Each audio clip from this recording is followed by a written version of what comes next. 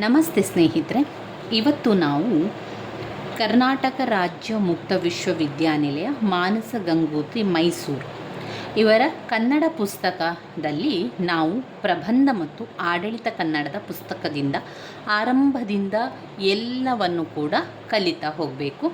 ಇನ್ನು ಮುಂದೆ ಬರುವಂತಹ ಪರೀಕ್ಷೆಗಳಿಗೆ ತಯಾರಿಯನ್ನು ಮಾಡಿಕೊಳ್ಳುವಂಥದ್ದು. ಯಾರೆಲ್ಲ KSOUನಲ್ಲಿ ವಿದ್ಯಾಭ್ಯಾಸವನ್ನು ಮಾಡ್ತಾ ಇದ್ದೀರೋ ಅಥವಾ ಮುಂದಿನ ಪರೀಕ್ಷೆಗೆ ಯಾರೆಲ್ಲ ಸೇರಿಕೊಂಡಿದ್ದೀರೋ ಅವರಿಗೆ ಆರಂಭದಿಂದ ಇರುವಂಥದ್ದು ಕನ್ನಡ ಪರೀಕ್ಷೆ. ನಾವು ಇವತ್ತಿನಿಂದ ಎಲ್ಲವನ್ನು ಕೂಡ ಓದ್ತಾ ಹೋಗುವ. ನಾನು ಮಾಡಿರುವಂತಹ ಪ್ರತಿಯೊಂದು ಪಾಠವನ್ನು ಕೂಡ ಪ್ಲೇಲಿಸ್ಟಲ್ಲಿ ಹಾಕಿರ್ತೇನೆ. ನಿಮಗೆ ಸಮಯ ಇದ್ದಾಗ, ನಿಮಗೆ ಅನುಕೂಲವಿರುವಂತಹ ಸಮಯದಲ್ಲಿ ಅದನ್ನು ನೋಡಿಕೊಳ್ಳಿ ಸ್ನೇಹಿತರೆ. ಪ್ರಥಮ BA ವರೆಗೆ BComನವರಿಗೆ ಇರುವಂತಹ ಕನ್ನಡ ಭಾಷಿಕ ವಿಸ್ತಾರದಲ್ಲಿ ಮೊದಲು ಪ್ರಾರಂಭದಿಂದ ಪ್ರಬಂಧವನ್ನು ನೋಡುವ. ಪ್ರಬಂಧದಲ್ಲಿ ಮೊದಲನೆಯ ಪ್ರಬಂಧ ಮೈಸೂರು ರುಮಾಲು. ಸೀತಾರಾಮಯ್ಯನವರು ಬರೆದಿರುವಂತಹ ಈ ಮೈಸೂರು ರುಮಾಲಿನ ಬಗ್ಗೆ ಸಂಪೂರ್ಣವಾಗಿ ತಿಳಿತಾ ಹೋಗುವ. ನಾವು ಪ್ರಬಂಧದ ಸಾರಾಂಶವನ್ನು ಮೊದಲಿಗೆ ತಿಳ್ಕೊಳ್ಳೋಣ. ನಿಮಗೆ ನಾನು ಪ್ರಬಂಧದ ಸಾರಾಂಶವನ್ನು ಮೊದಲಿಗೆ ತಿಳಿಸ್ತಾ ಹೋಗ್ತಾನೆ. ಈ ಮೈಸೂರು ರುಮಾಲು ಪ್ರಬಂಧವನ್ನು ಸೀತಾರಾಮಯ್ಯನವರು ಬರೆದಿದ್ದಾರೆ. ಜಗತ್ತಿನ ಪ್ರಸಿದ್ಧವಾದಂತಹ ಮೈಸೂರಿನ ರುಮಾಲಿನ ಬಗೆಗೆ, ಅದರ ಮೂಲಕ ಮೈಸೂರಿನ ಸೊಬಗಿನ ಬಗ್ಗೆ ಅವರು ವರ್ಣಿಸ್ತಾ ಇದ್ದಾರೆ. ಈ ಒಂದು ಪ್ರಬಂಧದಲ್ಲಿ ಸಂಪೂರ್ಣವಾಗಿ ಮೈಸೂರಿನ ರುಮಾಲು ಹಾಗೂ ಮೈಸೂರಿನ ಒಂದು ಸೊಬಗನ್ನು ಕೂಡ ಅವರು ವಿವರಿಸ್ತಾ ಇದ್ದಾರೆ. ಮೈಸೂರಿನ ರುಮಾಲನ್ನು ಕಟ್ಟುವುದು ಬಹಳ ಕಷ್ಟಕರವಾದ ಕೆಲಸ. ಆ ಒಂದು ಕೌಶಲ ಎಲ್ಲರಿಗೂ ಕೂಡ ಬರುವುದಿಲ್ಲ. ಮೈಸೂರು ರುಮಾಲಿನ ದರ್ಪ ಒಣ ಆಡಂಬರವೆನಿಸಿದ್ರೂ ಕೂಡ ಅದರ ನಯ ನಾಜೂಕು ಮತ್ತಾವುದಕ್ಕೂ ಬರುವುದಿಲ್ಲ ಅಂತ ಲೇಖಕರು ನಮಗೆ ವಿವರಿಸ್ತಾ ಇದ್ದಾರೆ.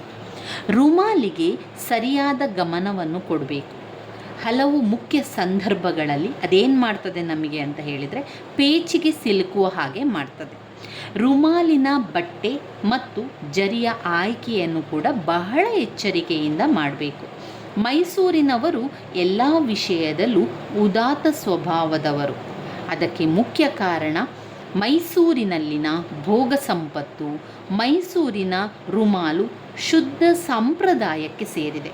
ಅದು ದಕ್ಷಿಣದವರ ದಿಗಂಬರತೆ, ಉತ್ತರದವರ ವಕ್ರತೆ ಎರಡನ್ನೂ ಕೂಡ ಹೊಂದಿಲ್ಲ. ಮೈಸೂರು ರುಮಾಲು ರಸಿಕತೆ, ಈ ಮೂರು ಮುಖ್ಯ ಅಂಶಗಳು. ಮೈಸೂರು ರುಮಾಲು ರಸಿಕತೆ ಎನ್ನುವಂಥದ್ದು. ರುಮಾಲು ಕಟ್ಟುವ ಬಗೆಯನ್ನು ಯಾರಿಗೂ ತಿಳಿಸಿಕೊಡಲು ಸಾಧ್ಯವಿಲ್ಲ. ಅದೊಂದು ಅನುಭವದ ವೇದ್ಯ ಕಲೆ ಅಂತ ಲೇಖಕರು ವಿವರಿಸ್ತಾ ಇದ್ದಾರೆ. ಒಳ್ಳೆಯ ರುಮಾಲನ್ನು ನೋಡಿ ಮೆಚ್ಚಿ ಗೌರವಿಸಬೇಕು. ರುಮಾಲನ್ನು ಕುರಿತು ಹಲವಾರು ಸಲಹೆ ಸೂಚನೆಗಳು ಕೂಡ ಇವೆ. ರುಮಾಲೆಂದರೆ ಮಂಗಳ ಮರ್ಯಾದೆ ಎರಡನ್ನೂ ತಂದುಕೊಡುವಂಥದ್ದು. ಪರಕೀಯರ ಪ್ರಭಾವದಿಂದ ಈ ನಡುವೆ ಮೈಸೂರು ರುಮಾಲನ್ನು ಧರಿಸುವವರ ಪ್ರಮಾಣ ಕಡಿಮೆಯಾಗ್ತದೆ ಅಂತ ಲೇಖಕರ ಅಭಿಪ್ರಾಯ. ಇಂತಹ ಪರಕೀಯ ದಾಳಿಯನ್ನು ತಪ್ಪಿಸಿಕೊಂಡು ಮೈಸೂರು ರುಮಾಲನ್ನು ಉಳಿಸಿ ಉಪಯೋಗಿಸುವುದು ಎಲ್ಲರ ಕರ್ತವ್ಯವಾಗಬೇಕು ಅಂತ ಇಲ್ಲಿ ಲೇಖಕರಾದ ಸೀತಾರಾಮಯ್ಯನವರು ಹೇಳ್ತಾ ಇದ್ದಾರೆ. ಮೊದಲಿಗೆ ನಾವು ಲೇಖಕರ ಪರಿಚಯವನ್ನು ಮಾಡಿಕೊಳ್ಳುವ. ಈ ಮೈಸೂರು ರುಮಾಲ್ನ ಪ್ರಬಂಧದ ಬಗ್ಗೆ ಸಾರಾಂಶವನ್ನು ತಿಳ್ಕೊಂಡೆವು. ಅಂದರೆ ಮೈಸೂರಿನ ರುಮಾಲ್ನ ವಿಚಾರದಲ್ಲಿ ಅವರು ಹೇಳ್ತಾ ಇರುವಂಥದ್ದು. ಮೊದಲಿಗೆ ನಮ್ಮ ಪ್ರೊಫೆಸರ್ ಸೀತಾರಾಮಯ್ಯನವರ ಬಗ್ಗೆ ಅವರು ಕೊಟ್ಟಿರುವಂಥ ವಿಚಾರ ಏನಿದೆ ಎನ್ನುವಂಥ ಪರಿಚಯವನ್ನು ಸ್ವಲ್ಪ ಮಾಡಿಕೊಳ್ಳುವ.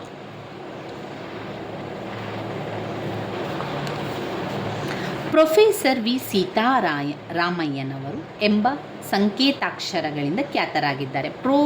VC ಎಂಬ ಸಂಕೇತಾಕ್ಷರಗಳಿಂದ. ಪ್ರೊಫೆಸರ್ ವೆಂಕಟರಾಮಯ್ಯ ಸೀತಾರಾಮಯ್ಯನವರು ಜೀವಿತದ ಕಾಲ 1899ರಿಂದ 1983. MA ಪದವೀಧರರಾಗಿದ್ದರು. ಅವರು ಕಾಲೇಜಿನ ಪ್ರಾಧ್ಯಾಪಕರು ಕೂಡ ಆಗಿದ್ದಾರೆ.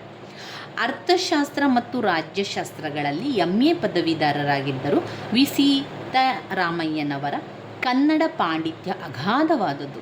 ಕವಿ, ನಾಟಕಕಾರ, ವಿಮರ್ಶಕಾರನಾಗಿ ಸಾಕಷ್ಟು ಹೆಸರನ್ನು ಕೂಡ ಗಳಿಸಿದರು. ಅದಲ್ಲದೆ ವಿದ್ಯಾರ್ಥಿ ವೃಂದದಲ್ಲಿಯೂ ಕೂಡ ಅತ್ಯಂತ ಜನಪ್ರಿಯತೆಯನ್ನು ಕೂಡ ಹೊಂದಿದ್ದ ಗುರುವಾಗಿದ್ದರು. 40 ವರ್ಷಗಳ ಹಿಂದೆ ಬೆಂಗಳೂರಿನ ಇಂಟರ್ಮೀಡಿಯೇಟ್ ಕಾಲೇಜಿನಲ್ಲಿ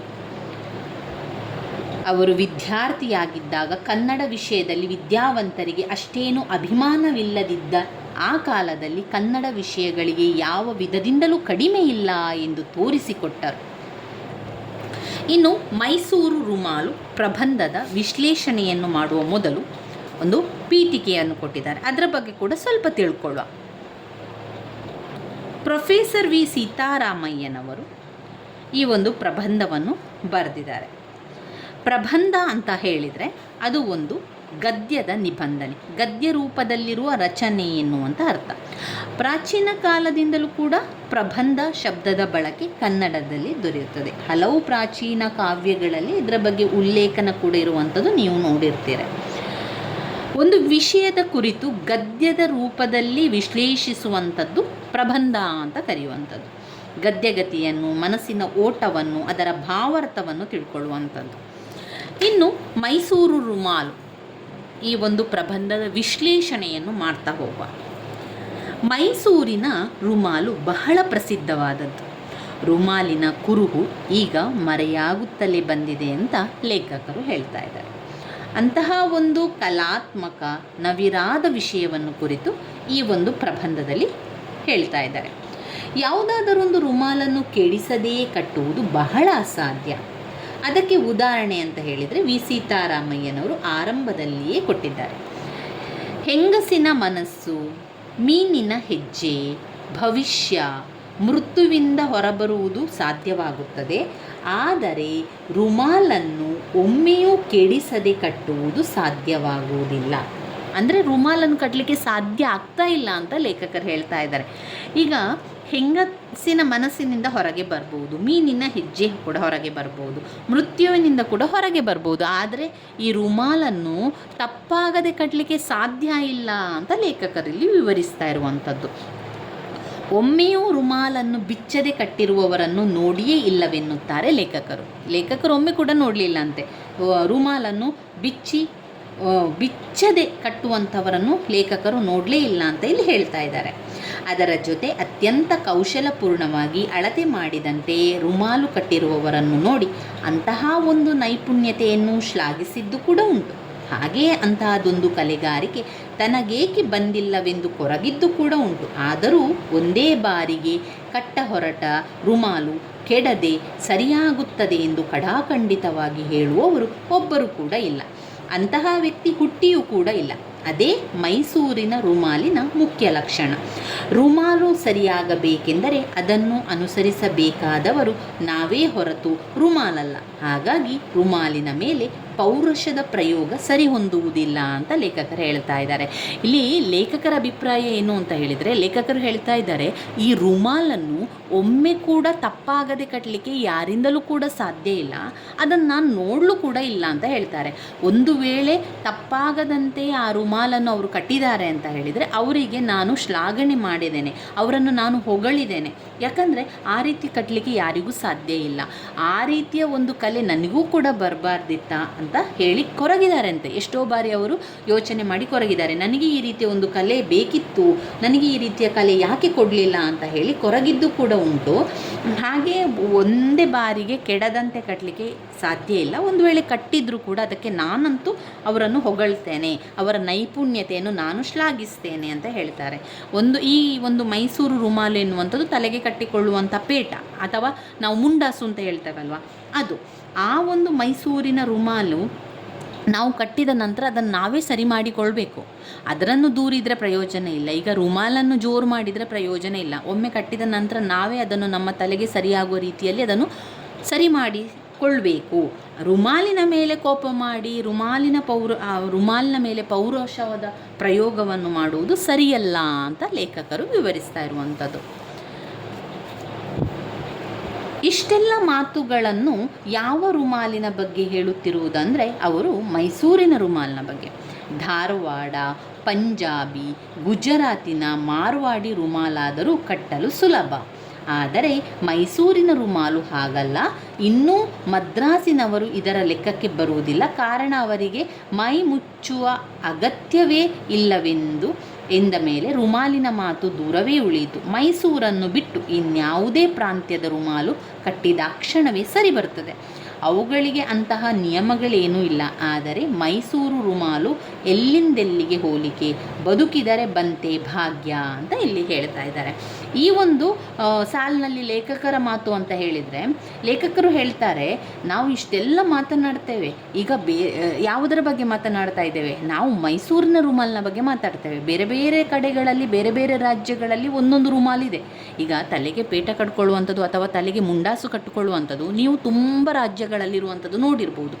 ಆದರೆ ಪ್ರೊಫೆಸರ್ ವಿ ಸೀತಾರಾಮಯ್ಯನವರು ಇಲ್ಲಿ ಮೈಸೂರಿನ ರುಮಾಲಿನ ಬಗ್ಗೆ ಹೇಳ್ತಾ ಇದ್ದಾರೆ. ಅವರು ಹೇಳ್ತಾ ಇದ್ದಾರೆ, ಧಾರವಾಡದಲ್ಲಿ ಇದೆ ಯಾವುದು ರುಮಾಲು, ಪಂಜಾಬಿನಲ್ಲಿ ರುಮಾಲಿದೆ, ಗುಜರಾತಿನಲ್ಲಿ ರುಮಾಲಿದೆ, ಮಾರ್ವಾಡಿಯವರು ಕೂಡ ರುಮಾಲನ್ನು ಧರಿಸ್ತಾರೆ. ಆದರೆ ಅವರ ರುಮಾಲು ಇಷ್ಟೆಲ್ಲ ಕಷ್ಟ ಇಲ್ಲ.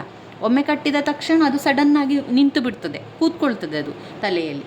ಆದರೆ ಮೈಸೂರಿನ ರುಮಾಲು ಹಾಗಲ್ಲ. ಅದು ಸರಿಯಾಗದೇ ಇದ್ದರೆ ಅದು ತಲೆಯಲ್ಲಿ ಕೂತ್ಕೊಳ್ಳೋದೇ ಇಲ್ಲ. ಅದು ಕಟ್ಟಿದ ತಕ್ಷಣ ಬೇರೆಲ್ಲ ಕೂಡ ಕಟ್ಟಿದ ತಕ್ಷಣ ಹಾಗೆ ಇರ್ತದೆ. ಅದು ಏನೂ ತೊಂದರೆ ಇಲ್ಲ, ಅದಕ್ಕೆ ಯಾವುದೇ ನಿಯಮ ಕೂಡ ಇಲ್ಲ, ಯಾವ ಒಂದು ತೊಂದರೆ ಅದಕ್ಕೆ ಬರುವುದಿಲ್ಲ. ಆದರೆ ನಮ್ಮ ಮೈಸೂರಿನ ರುಮಾಲು ಕಟ್ಟಿಕೊಂಡ್ರೆ ಸರಿಯಾಗದಿದ್ದರೆ ಅದು ನಾವು ತೊಂದರೆಗೆ ಸಿಕ್ಕಿಕೊಳ್ಳುವಂಥದ್ದು ಸತ್ಯ ಎನ್ನುವಂಥದ್ದು. ಮೈಸೂರಿನವರನ್ನು ಸೊಗಸುಗಾರರು, ಬಯಲು ಡಂಬದವರು ಎಂದೆಲ್ಲ ಆಕ್ಷೇಪಣೆ ಮಾಡುವವರು ತಿಳಿದವರು ಮತ್ತು ಒರಟರು. ತಿಳಿಯದವರು ಮತ್ತು ಹೊರಟರು. ಈ ಸುಖ ನಯ, ಸುಖದ ನಯ, ಸುಖ ಉಳಿದವರಿಗೆ ತಿಳಿಯುವುದಾದರೂ ಹೇಗೆ? ಇದು ಜಯವೇ ಆಗಿತ್ತೆಂದಾದರೂ ಅದನ್ನು ಇಷ್ಟು ಮನೋಹರವಾಗಿ ಬೇರೆ ಯಾರೂ ಮಾತನಾಡುತ್ತಾರೆ? ಅದರ ಸ್ವಾರಸ್ಯ ಇವರಿಬ್ಬರಿಗೆ ಮಾತ್ರವೇ ಗೊತ್ತಿರ್ತದೆ. ಒಂದು ರುಮಾಲು ಕಟ್ಟಲು ಪ್ರಯತ್ನಿಸುತ್ತಿರುವವರಿಗೆ, ಮತ್ತೊಂದು ಅದು ಸಾಧ್ಯವಾಗದೆ ಬಿಟ್ಟವರಿಗೆ ಮೈಸೂರಿನ ರುಮಾಲಿನ ನಯ, ನಾಜೂಕು, ಐಟಕ್ಕು, ವಿತರಣೆ ಇವೆಲ್ಲ ಸುಮ್ಮನೆ ಬರುವಂಥದ್ದಲ್ಲ. ಲೇಖಕರು ಹೇಳ್ತಾ ಇದ್ದಾರೆ, ಮೈಸೂರಿನವರನ್ನು ಸೊಗಸುಗಾರರು, ಆಮೇಲೆ ಅವರು ಬಯಲು ಡಂಬದವರು ಎಂದೆಲ್ಲ ಕೆಲವರು ಆಕ್ಷೇಪಣೆಯನ್ನು ಮಾಡ್ತಾರೆ. ಅವರಿಗೆ ಏನು ಗೊತ್ತಿಲ್ಲ, ಅವರ ಬಗ್ಗೆ ಗೊತ್ತಿಲ್ಲ ಅವರಿಗೆ. ಅವರು ಒರಟರು. ಯಾರು ಹಾಗೆ ತಪ್ಪಾಗಿ ಹೇಳ್ತಾ ಇದ್ದಾರಲ್ಲ, ಅವರು ಒರಟರು, ಅವರಿಗೇನು ಗೊತ್ತಿಲ್ಲ ಅಂತ ಇಲ್ಲಿ ಲೇಖಕರು ಹೇಳ್ತಾ ಇದ್ದಾರೆ. ಆ ಒಂದು ಕಟ್ಟುವಂಥದ್ದು, ಕಟ್ಟಿಸಿಕೊಳ್ಳುವಂಥದ್ದು ರುಮಾಲಿನ ಬಗ್ಗೆ ಅವರು ಲೇಖಕರು ಹೇಳ್ತಾ ಇದ್ದಾರೆ. ಎಷ್ಟು ಸೊಗಸಿದೆ ಅದರ ಬಗ್ಗೆ, ಅಥವಾ ಅದನ್ನು ಕಟ್ಟಿಕೊಂಡ್ರೆ ಯಾವ ರೀತಿಯ ಮರ್ಯಾದೆ ಸಿಗ್ತದೆ, ಅದನ್ನು ಕಟ್ಟಲು ಪ್ರಯತ್ನಿಸುವವರಿಗೆ ಮತ್ತೊಂದು ಅದು ಕೆಲವರು ಕಟ್ಟಲು ಪ್ರಯತ್ನಿಸ್ತಾರೆ, ಇನ್ನು ಕೆಲವರು ಪ್ರಯತ್ನಿಸಿ ಸೋಲ್ತಾರೆ. ಅವರೆಲ್ಲರಿಗೂ ಕೂಡ ಅದರ ಬಗ್ಗೆ ಅನುಭವ ಆಗಿರ್ತದೆ. ಅದರ ನಯ ಎಷ್ಟಿದೆ, ಅದರ ನಾಜೂಕು ಎಷ್ಟಿದೆ, ಅದು ಎಷ್ಟು ಕಷ್ಟ ಇದೆ ಅದನ್ನು ಕಟ್ಟಲಿಕ್ಕೆ ಅಂತ ಹೇಳಿ ಅದನ್ನು ಕಟ್ಟಲಿಕ್ಕೆ ಪ್ರಯತ್ನಪಟ್ಟು ಸೋತವರಿಗೆ ಅದು ಗೊತ್ತಿರ್ತದೆ ಅಂತ ಇಲ್ಲಿ ಲೇಖಕರ ವಿವರಣೆ. ಮೈಸೂರು ರುಮಾಲಿನ ವಿಶೇಷವೆಂದರೆ ಅದು ದಾಕ್ಷಿಣ್ಯವೇ ಇಲ್ಲದೆ ಎಂಥವರಿಗಾದರೂ ಗಸ್ತು ಕೊಡುವಂಥದ್ದು. ನೋಡಿ, ಮೈಸೂರು ರುಮಾಲು ಸುಮ್ಮನೆ ಹಾಕಿಕೊಳ್ಳುವಂಥದ್ದಲ್ಲ. ಅದು ಹಾಕಿಕೊಂಡ್ರೆ ಅದಕ್ಕೆ ಮರ್ಯಾದೆಯೇ ಬೇರೆ, ಅದಕ್ಕೆ ಒಂದು ಗತ್ತೇ ಬೇರೆ ಅಂತ ಲೇಖಕರು ಹೇಳ್ತಾರೆ. ಒಂದು ಸ್ವಲ್ಪ ಉದಾಸೀನ ಧೋರಣೆ ಮಾಡಿದರೂ ಕೂಡ ಅಷ್ಟೇ, ಅದು ಹೋಯಿತು, ಮತ್ತೆ ಅದನ್ನು ಬೀಳಿಸ್ತಾರೆ, ಆಯಿತು, ಮತ್ತು ಅದರ ಒಂದು ಮರ್ಯಾದೆ ಎಲ್ಲ ಹೋಗ್ತದೆ. ಆದ್ದರಿಂದ ಅದನ್ನು ಯಾರೂ ಕೂಡ ತಾತ್ಸಾರ ಮಾಡಬಾರ್ದು. ಅದೇನು ಮೈಸೂರು ರುಮಾಲು ಯಾರು ಕಟ್ಬೋದು, ಎಲ್ಲರೂ ಕಟ್ಬೋದು ಎನ್ನುವಂಥ ಒಂದು ತಾತ್ಸಾರ ಮಾಡಬೇಡಿ. ತಾತ್ಸಾರ ಮಾಡಿದರೆ ಏನಾಗ್ತದೆ, ಅದರ ಒಂದು ಬೆಸ್ತು ಮತ್ತು ಬೀಳಿಸುವಂಥದ್ದು. ಸ್ವಲ್ಪ ಆಲಸ್ಯ ತೋರಿದರೂ ಕೂಡ ಅದೇನಾಗ್ತದೆ, ಏನು ಮಾಡ್ತದೆ, ನಮಗೆ ಸಮಯವನ್ನು ಸಾಧಿಸಿಕೊಂಡು ನಮ್ಮನ್ನು ಬಿಚ್ಚಿ ಬೀಳಿಸ್ತದೆ. ಅದರ ಸಮಯವನ್ನು ನೋಡಿಕೊಂಡು ಮೆಲ್ಲನೆ ಬಿಚ್ಚಿಕೊಂಡು ಬಿಡ್ತದೆ. ಮೆಲ್ಲನೆ ಜಾರಿ ಎಲ್ಲ ರುಮಾಲು ಬಿಚ್ಚಿ ಬಿಡ್ತದೆ. ಇದಕ್ಕಿಂತ ಅವಮಾನ ಬೇರೆ ಇಲ್ಲವೇ? ಎಲ್ಲ ಒಂದು ಸಭೆ ಸಮಾರಂಭದಲ್ಲಿ ನಾವು ಒಂದು ರುಮಾಲನ್ನು ಕಟ್ಟಿಕೊಂಡಿದ್ದೇವೆ ಚಂದದಲ್ಲಿ, ಅದು ಒಂದು ವೇಳೆ ಜಾರಿ ಬಿತ್ತು ಅಂದರೆ ಅದರಷ್ಟು ಅವಮಾನ ಬೇರೆ ಇಲ್ಲ ಅಂತ ಲೇಖಕರ ಅಭಿಪ್ರಾಯ. ಮೈಸೂರು ರುಮಾಲಿನ ಅಂದಕ್ಕೆ ಮರುಳಾಗದವರೇ ಇಲ್ಲ, ಅಷ್ಟು ಎಲ್ಲರಿಗೂ ಕೂಡ ಅದು ಖುಷಿ. ಅದರ ಬಣ್ಣ, ಅದರ ಒಂದು ನಯ, ಅದರ ಗಾತ್ರಗಳಲ್ಲಿ ಅದಕ್ಕೆ ಸಮನಾಗಿ ಬೇರೆ ಯಾವುದೂ ಕೂಡ ಇಲ್ಲ ಅಂತ ಲೇಖಕರು ಹೇಳ್ತಾರೆ. 20-25 ರೂಪಾಯಿಗಿಂತ ಕಡಿಮೆ ಬೆಲೆಗೆ ಸಿಗುವುದೇ ಇಲ್ಲ ಅದು ಆಗಿನ ಕಾಲದಲ್ಲಿ. ಈಗ ಹೇಳುವಂಥದ್ದಲ್ಲ, ಅವರು 20-25 ರೂಪಾಯಿಗಿಂತ ಕಡಿಮೆ ಬೆಲೆಗೆ ಇದೂ ಇಲ್ಲ, ಎಂಥ ರುಮಾಲೇ ಇಲ್ಲ. ಅದು ಗಾತ್ರಗಳಲ್ಲಿ ಇದಕ್ಕೆ ಸಮನಾಗಿ ಬೇರೊಂದಿಲ್ಲ ಅಂತ ಹೇಳ್ತಾ ಇದ್ದಾರೆ. ಒಳ್ಳೆಯ ವಸ್ತುಗಳೆಂದ ಮೇಲೆ ಬೆಲೆ ಇದ್ದೇ ಇರ್ತದೆ. ಕೋರು ರುಮಾಲು ಬೇಕೆಂದರೆ ಖರ್ಚು ಮಾಡಲೇಬೇಕು. ಎಷ್ಟೇ ಚೆನ್ನಾಗಿ ಇಸ್ತ್ರಿ ಹಾಕಿದರೂ ಕೂಡ ಅದು ಮುದುರುವುದು. ಸರಿಗೆಯ ಬಣ್ಣವೇ ಕಪ್ಪಾಗಿ ಬಿಡ್ತದೆ. ಆರ್ಯಭಟ್ಟನೇ ಬಂದು ಲೆಕ್ಕ ಹಾಕಿದರೂ ಕೂಡ ಅದು ತಪ್ಪಾಗಿ 6 ಸಲ ಕಟ್ಟಿ 100 ಸಲ ಬಿಚ್ಚಿ ಬೇಸರವಾಗಿ ತಲೆ ಉರಿ ಬಂದು ಮುಖ ಕಪ್ಪಾಗಿ ಆವೇಶದಿಂದ ಮೈ ಬೆವರಿ ಕೊನೆಯಲ್ಲಿ ರುಮಾಲು ಕೊಳೆಯಾಗಿ ಅಂಟಾಗಿ ಕಾಲಿನಿಂದ ಬಿದ್ದು ಬಿಡೋಣ ಎನಿಸುವಷ್ಟು ರೋಷ ಉಂಟಾಗಿ ಬಿಡ್ತದೆ. ಕೆಲವೊಮ್ಮೆ ಈ ರುಮಾಲು ಏನೆಲ್ಲ ಮಾಡ್ತದೆ ಅಂತ ಹೇಳಿದರೆ, ಎಷ್ಟು ಸಲ ಕಟ್ಟಿದರೂ ಸರಿಯಾಗುವುದಿಲ್ಲ, ಎಷ್ಟು ಸಲ ಬಿಚ್ಚಿದರೂ ಕೂಡ ಅದು ಮತ್ತೆ ಮತ್ತೆ ಸರಿಯಾಗುವುದಿಲ್ಲ. 100 ಸಲ ಬಿಚ್ಚುವಂಥದ್ದು, 100 ಸಲ ಕಟ್ಟುವಂಥದ್ದು, ಇದೇ ಕೆಲಸ ಮಾಡಿ ಮಾಡಿ ಮಾಡಿ ಏನಾಗ್ತದೆ, ಕಟ್ಟಿ ಕಟ್ಟಿ ಕಟ್ಟಿ ತಲೆಗೂ ಕೂಡ ತಲೆನೋವು ಬಂದ ರೀತಿಯಲ್ಲಿ ಆಗ್ತದೆ, ತಲೆ ಉರಿ ಬರ್ತದೆ, ಮುಖ ಕೂಡ ಕಪ್ಪು ಕಪ್ಪಾಗಿರ್ತದೆ, ಆ ರುಮಾಲನ್ನು ಕೂಡ ಮಣ್ಣಾಗಿ ಹೋಗ್ತದೆ. ಅಂದರೆ ಒಮ್ಮೆ ಬೀಳುವುದು ಒಮ್ಮೆ ತಗೊಳ್ಳೋದು ಅಂಥದ್ದು, ಅದರಲ್ಲಿ ಕೂಡ ಧೂಳೆಲ್ಲ ಹೋಗಿ ಬಿಡ್ತದೆ, ಮತ್ತು ಆ ಒಂದು ಮಡ್ಡಿ ಎಲ್ಲ ಹೋಗ್ತದೆ, ಅದರ ನೆರಿಗೆಲ್ಲ ಹಾಳಾಗಿ ಹೋಗ್ತದೆ. ತುಂಬ ಸಲ ಒಮ್ಮೆ ಬಿಚ್ಚುವುದು ಒಮ್ಮೆ ಕಟ್ಟುವುದು, ಒಮ್ಮೆ ಬಿಚ್ಚುವುದು ಕಟ್ಟುವುದು, ಈ ರೀತಿಯಾಗಿ ಮಾಡಿ ಏನಾಗ್ತದೆ, ರುಮಾಲಿನಲ್ಲಿ ಕೂಡ ಕೊಳೆ ಅಂಟಾಗ್ತದೆ. ಒಮ್ಮೆ ಕಾಲಿನಿಂದ ಅದಕ್ಕೆ ಬಿದ್ದು ಬಿಡೋಣ ಹೇಳುವಷ್ಟು ಕೋಪ ಕೂಡ ಬರ್ತದೆ, ರೋಷ ಆವೇಶ ಬರ್ತದೆ. ಯಾವಾಗ ಒಂದು ಸರಿಯಾಗುವುದಿಲ್ಲ ಅಂತ ಹೇಳಿದ ಕೂಡಲೇ ಒಂದು ಕೋಪ ಆವೇಶ ಬರ್ತದಲ್ಲ, ಅದೇ ರೀತಿಯಲ್ಲಿ ರುಮಾಲು ಕಟ್ಟಿದ್ದು ಸರಿಯಾಗಲಿಲ್ಲ ಅಂತ ಹೇಳಿದ ಕೂಡಲೇ ಆ ಒಂದು ರೋಷ ಎಲ್ಲ ಉಂಟಾಗ್ತದೆ ಅಂತ ಹೇಳ್ತಾರೆ. ಅದರಲ್ಲೂ ಸಮಯ, ಸಂದರ್ಭ, ಉತ್ಸವ ಇಂತಹ ಕಾಲದಲ್ಲೆಲ್ಲ ಕೆಟ್ಟು ಹೋಗುವುದು, ಕಚೇರಿಗೆ ಹೋಗಬೇಕಾದಾಗ, ದೊಡ್ಡವರ ಜೊತೆ ಸೇರುವ ಸಂದರ್ಭದಲ್ಲಿ, ರೈಲಿಗೆ ಹೊರಟಾಗ, ಇನ್ನು ಯಾವಾಗೆಲ್ಲ ಕೋಪ ಬರ್ತದೆ ಮತ್ತೆ ಅಂತ ಹೇಳಿದರೆ, ನಾವು ಚಂದದಲ್ಲಿ ರುಮಾಲನ್ನೆಲ್ಲ ಹಾಕಿಕೊಂಡು ಕಚೇರಿಗೆ ಅಂತ ಹೊರಟಿರ್ತೇವೆ, ರೈಲಿನಲ್ಲಿ ಹೊರಡಲಿಕ್ಕೆ ಸಿದ್ಧ ಆಗಿರ್ತೇವೆ, ಇನ್ನು ದೊಡ್ಡವರ ಜೊತೆ ಎಲ್ಲ ಹೋಗಲಿಕ್ಕೆ ನಾವು ರೆಡಿಯಾಗಿರ್ತೇವೆ. ಸಾಹೇಬರನ್ನು ನೋಡಬೇಕು ಅಂತ ಸಂದರ್ಭದಲ್ಲಿ ಏನಾಗುವಂಥದ್ದು, ಆಗ ರುಮಾಲು ಚೆನ್ನಾಗಿ ಕಟ್ಟಿರ್ತೇವೆ ಮನೆಯಲ್ಲಿ, ನನಗೆ ಇವತ್ತು ರುಮಾಲು ಚೆಂದ ಬಂದಿದೆ, ನಾನು ಚೆಂದ ಕಟ್ಟಿದ್ದೇನೆ ತಲೆಗೆ ಅಂತ ಅಂದ್ಕೊಳ್ತಿರ್ತೇವೆ. ಆದರೆ ಒಮ್ಮೆ ರೈಲಿಗೆ ಹೋಗುವಾಗ ಅಥವಾ ಸಾಹೇಬರನ್ನು ನೋಡಬೇಕು ಅಂತ ಆದಾಗ ಚೆನ್ನಾಗಿ ಕಟ್ಟಿಕೊಂಡು ಬೇಗ ಬೇಗ ಹೋಗಬೇಕು ಅಂತ ನಾವು ಯೋಚನೆ ಮಾಡ್ತಾ ಇರ್ತೇವೆ. ಆಗ ಒಮ್ಮೆ ಸ್ವಲ್ಪ ಸ್ವಲ್ಪ ಬಿಡಲಿಕ್ಕೆ ಆರಂಭ ಆಗ್ತದೆ, ಆಗ ರುಮಾಲು ಕೆಟ್ಟು ಹೋಗುವಂಥದ್ದು. ಅದೇ ಇದರ ಒಂದು ಮಹಾ ವಿಶೇಷ ಅಂತ ಹೇಳ್ಬೋದು. ರುಮಾಲು ಅದೇ ರೀತಿ ಸರಿ ಆದರೆ ಆಯಿತು, ಇಲ್ಲ ಅಂತಾದರೆ ನಾವು ಪೇಚಿಗೆ ಸಿಲ್ಕುವಂಥದ್ದು. ಅದು ಸರಿ ಬಂದರೆ ನಾವು ಅದಕ್ಕೊಂದು ಮರ್ಯಾದೆಯೆಲ್ಲ ಸಿಗ್ತದೆ. ಅದು ಬಿಡಲಿಕ್ಕೆ ಆರಂಭ ಆದರೆ ಅದು ಎಲ್ಲಿ ಅಂತ ಇಲ್ಲ. ಈಗ ರೈಲಿಗೆ ಹತ್ತುವಾಗ ಬಿಟ್ಟು ಹೋಗ್ತದೆ, ಸಾಹೇಬರನ್ನು ಭೇಟಿ ಆಗುವಾಗ ಬಿದ್ದು ಹೋಗ್ತದೆ, ಕಚೇರಿಗೆ ಹೋಗಬೇಕಾದ್ರೆ ಅದು ನಡುವಲ್ಲಿ ಬಿಚ್ಚಿ ಹೋಗೋದು, ಇದೆಲ್ಲ ಕೂಡ ಆಗ್ತದೆ ಅದಕ್ಕೆ. ಇನ್ನು ರುಮಾಲು ಮತ್ತು ಪೇಟ ಎರಡೂ ಒಂದೇ ಅಥವಾ ಬೇರೆ ಬೇರೆ ಎನ್ನುವಂಥ ತುಂಬ ಜನರ ಪ್ರಶ್ನೆ ಇರ್ತದೆ ಅಂತ ಲೇಖಕರು ಹೇಳ್ತಾರೆ. ರುಮಾಲು ಮತ್ತು ಪೇಟ ಎರಡೂ ಒಂದೇ ಎನ್ನುವಂಥ ಪ್ರಶ್ನೆ. ಆದರೆ ಎರಡರ ಪ್ರಯೋಜನವು ಒಂದೇ ಆದ ಮೇಲೆ ಅದರಲ್ಲಿ ಭೇದವೇಕೆ? ಒಟ್ಟಿನಲ್ಲಿ ಮೈಸೂರು ರುಮಾಲು ಒಂದು ಜಬರ್ದಸ್ತಾಗಿ, ಅಂದರೆ ಒಂದು ಜರ್ಬಾಗಿ ಸೊಗಸಾಗಿರ್ತದೆ, ಅಷ್ಟಾದರೆ ಸಾಕು, ಪ್ರಯೋಜನ ಮುಖ್ಯವಷ್ಟೇ. ತುಂಬ ಜನ ಕೇಳ್ತಾ ಇದ್ರಂತೆ, ರುಮಾಲು ಮತ್ತು ಪೇಟ ಒಂದೇ ಅಂತ. ಎರಡೂ ಕೂಡ ತಲೆಗೆ ಸುತ್ತಿಕೊಳ್ಳುವಂಥದ್ದೇ, ಎರಡೂ ಕೂಡ ಒಂದೇ ಲೆಕ್ಕ. ಆದರೆ ಇದಕ್ಕೆ ರುಮಾಲು ಅಂತ ಹೇಳ್ತೇವೆ, ಅದಕ್ಕೆ ಪೇಟ ಅಂತ ಹೇಳ್ತೇವೆ, ಕೆಲವರು ಮುಂಡಾಸು ಅಂತ ಹೇಳ್ತಾರೆ. ಈಗ ಏನೇ ಹೇಳಿದರೂ ಕೂಡ ಪ್ರಯೋಜನ ಒಂದೇ ಅಲ್ವಾ, ಅದು ತಲೆಗೆ ಕಟ್ಟಿಕೊಳ್ಳುವಂಥದ್ದು ಅಂತ ಲೇಖಕರು ಹೇಳ್ತಾರೆ. ಅದರಲ್ಲಿ ಭೇದ ಯಾಕೆ? ಎರಡು ಕೂಡ ಒಂದೇ ಪ್ರಯೋಜನಕ್ಕೆ ಬರ್ತದೆ, ಎರಡು ಕೂಡ ಒಂದೇ ಪ್ರಯೋಜನಕ್ಕೆ ಬರುವಂಥದ್ದು, ಇದರಲ್ಲಿ ಏನು ವ್ಯತ್ಯಾಸ? ಇನ್ನು ಮೈಸೂರಿನವರು ಎಲ್ಲ ವಿಚಾರಗಳಲ್ಲೂ ಕೂಡ ರಸಿಕರು ಅಂತ ಹೇಳ್ತಾ ಇದ್ದಾರೆ. ಇಲ್ಲಿ ವಿ ಸೀತಾರಾಮಯ್ಯನವರು ಹೇಳ್ತಾರೆ, ಮೈಸೂರಿನ ಜನರು ಸಾಮಾನ್ಯ ಅಲ್ಲ, ಅವರು ತುಂಬ ರಸಿಕರು ಕೂಡ. ರಸಿಕತೆಯನ್ನು ಉಳಿಸಿಕೊಳ್ಳುವುದಕ್ಕೆ ಏನು ಬೇಕಾದರೂ ಕೂಡ ಮೈಸೂರಿನವರು ಮಾಡ್ತಾರೆ.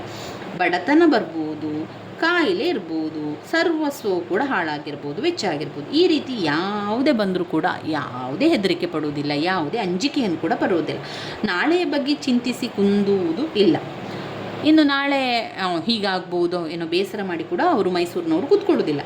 ಇದ್ದಷ್ಟು ಕಾಲ ಕಲೆಗಳ, ಕೃಷಿಯಲ್ಲೂ ಸುಂದರ ವಿಷಯಗಳಲ್ಲಿ ಅನುರಕ್ತಿಯನ್ನು ತೋರಿಸುತ್ತಲೇ ಜೀವಿಸ್ತಾರೆ.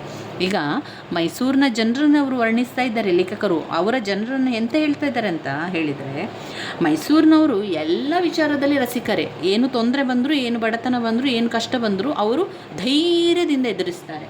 ನಾಳೆ ಆಗ್ತದೆ ಅಥವಾ ನಾಳೆ ಬಗ್ಗೆ ಅವರು ಚಿಂತೆಯೇ ಮಾಡೋದಿಲ್ಲ, ಅದಕ್ಕೆ ಅಂಜಿಕೆ ಕೂಡ ಅವರು ಪಡೋದಿಲ್ಲ. ಅವರಿಗೆ ಒಟ್ಟಲ್ಲಿ ಖುಷಿಯಾಗಿರಬೇಕು. ಕಲೆ ಆಗಿರ್ಬೋದು, ಕೃಷಿ ಆಗಿರ್ಬೋದು, ಸುಂದರ ವಿಷಯಗಳಲ್ಲಿ ಅವರ ಆಸಕ್ತಿಯನ್ನು ಯಾವಾಗಲೂ ಅವರಿಗಿರ್ತದೆ. ಮೈಸೂರಿನವರ ವೈಶಿಷ್ಟ್ಯ ಅಂತ ಹೇಳಿದರೆ ಇಲ್ಲಿ ಲೇಖಕರು ಹೇಳ್ತಾರೆ, ಯಾವುದೂ ಅವರದ್ದು ಅತಿಯಲ್ಲ.